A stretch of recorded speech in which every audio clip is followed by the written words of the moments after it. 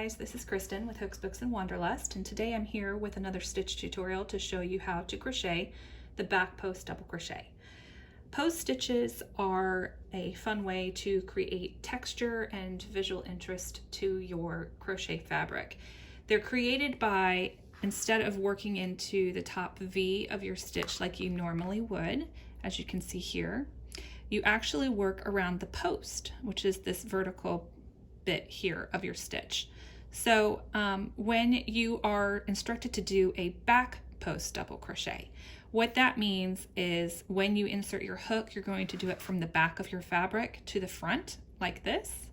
You're going to wrap around that post, come back through that gap to the back of your fabric, and then you'll pull up your loop that way. Pull it right back through the same way you came, and then complete your double crochet as normal. And what that's going to do is it will push your stitches to the back of your fabric, hence back post double crochet. I've got a couple that I've already made here for you just to kind of show you. The first and last stitch, you typically will not work a post stitch on those stitches because it can be a little bit tricky trying keep the visual interest symmetrical or looking clean. So I usually just do a regular double crochet if I'm working this into the first and last stitches. But as you can see here, the next 4 stitches I've got, I have back post double crochets.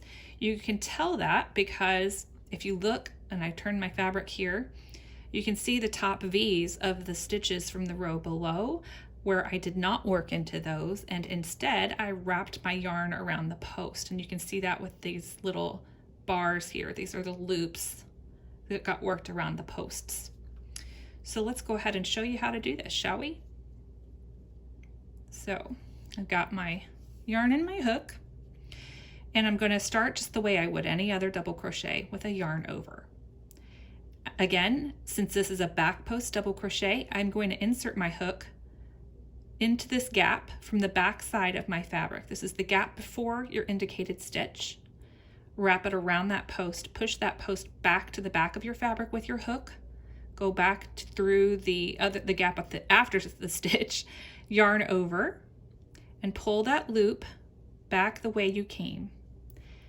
And this is kind of tricky because you really can't see very well, so do take your time as you pull that loop back, and then you can just double crochet as normal. So yarn over and pull through 2, yarn over and pull through 2. Let's see it again here. So yarn over. This is my indicated stitch that I'm going to work around. I'm going to insert my hook from the back of my fabric into this gap here before my indicated stitch, and then around my post and back in this gap here after my indicated stitch. So from the back to the front, and then around that post. Pull your loop up, back the way you came, go slowly as you practice this, and then just double crochet as normal, yarn over and pull through 2, yarn over and pull through 2. And as you can see, I'm creating a nice little ridge here. And what you'll notice, if I flip to the reverse, is it's actually quite flat.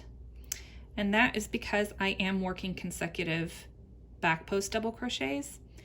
If you would like to create some type of a ribbing technique, you would alternate back posts with front post, just going every other stitch. I can show you how to do that here too. Let me go ahead and pull out a few of these stitches, and we'll show you how to do that ribbing. I will link the tutorial for the front post double crochet in the description box below. That way you can practice that or see that done a little bit better. I'm going to kind of go through that a little quickly here. So this is actually a front post double crochet. So to create that ribbing, I will alternate my front and back posts. So this first stitch here is a back post, then a front post. Now I'm going to do a back post. And I'll do this slowly again so you guys can see how that's done. So you're going to yarn over, insert your hook from the back of your fabric through the gap before your indicated stitch, around the post, and pull up a loop. Pull it back through the same way you came, going slow, that way you don't split your yarn, or that way you can see where you're going and what you're doing, and then just double crochet, yarn over and pull through 2, yarn over, pull through 2. So you can kind of see the difference. You're going to get this little ribbing technique. Let's do another front post here. Again, I will link the front post double crochet tutorial below for you, so if you want to see more of how that's actually done, a little bit more detail, then you'll be able to do that. So let's do another back post, yarn over, insert your hook from the back of your fabric around the post and pull up a loop. So you're going to yarn over and pull that loop up the back of your fabric, yarn over, pull through 2, whoops, splitting my yarn here, and yarn over, pull through 2.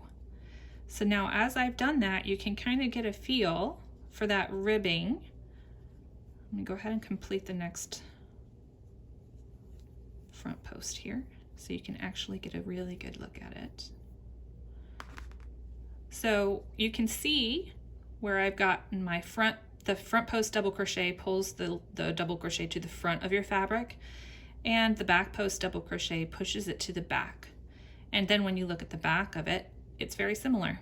It's ribbed on both sides. So that's kind of the difference between here I've got where I just worked consecutive back post double crochets. It's rather flat.